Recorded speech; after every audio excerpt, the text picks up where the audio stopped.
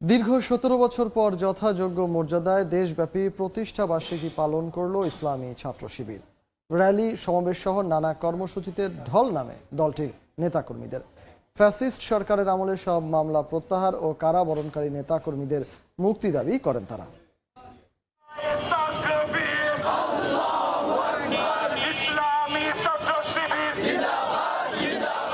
প্রায় দেড় যুগ পর প্রকাশ্যে প্রতিষ্ঠাবার্ষিকী পালনের সুযোগ। বাঁধ ভাঙা অনুভূতি ইসলামী ছাত্র শিবিরের। মিছিল আর স্লোগানে সরব রাজপথ, নেতাকর্মীদের ঢল।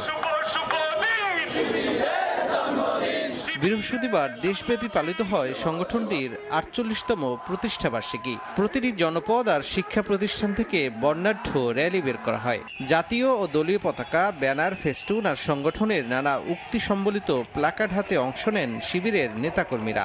সবার কণ্ঠে ছিল স্বৈরাচার শেখ হাসিনা ও তার দোসরদের বিচারের দাবি। মিছিল শেষে সংক্ষিপ্ত সমাবেশ ও আলোচনা সভা অনুষ্ঠিত হয়। এতে সংগঠনের প্রতিষ্ঠা, ত্যাগ, সফলতার কথা তুলে ধরেন সাবেক ও বর্তমান নেতারা।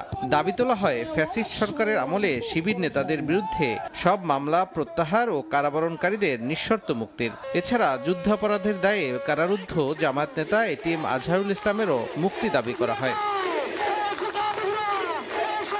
১৯৭৭ সালের ৬ ফেব্রুয়ারি মাত্র ৬ জন সদস্য নিয়ে ঢাকা বিশ্ববিদ্যালয়ের কেন্দ্রীয় জামে মসজিদ থেকে প্রতিষ্ঠিত হয় বাংলাদেশ ইসলামী ছাত্র শিবির।